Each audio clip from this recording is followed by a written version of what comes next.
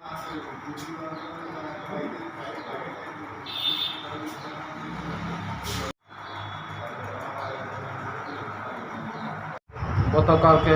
রাত্রে 12টা সাড়ে 12টার দিকে আগরতলা হইতে নার্কোটিক অফিসার স্টাফগুলি আমাদের থানাতে এসেছিল।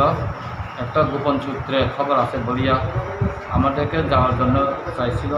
তারপর আমরা আমাদের থানার পিএসআর সিআরপিএফ স্টাফ নিয়ে তাদের সঙ্গে জয়নুরি গঙ্গাঘাটিপুর গাছপালাতে আমরা দুটি করে রেড করেছিলাম। রেড করার পরে প্রথম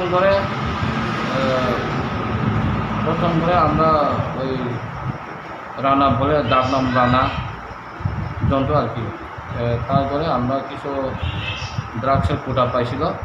আর দ্বিতীয় করে গণেশের বাড়িতে রেটের পর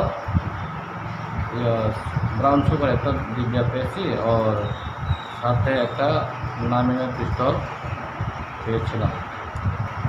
পাওয়ার মাত্র দুজন বাপ কর্তৃককে থানাতে নিয়ে আসি। তারা বাবা ছেলে না? বাবা ছেলে, তাদেরকে থানাতে নিয়ে আসি।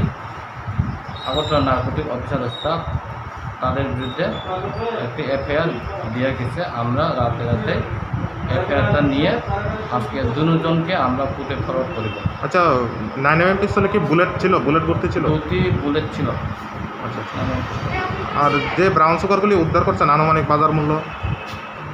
আনুমানিক বাজার মূল্য 2 থেকে 3 লাখ টাকা হইতে পারে।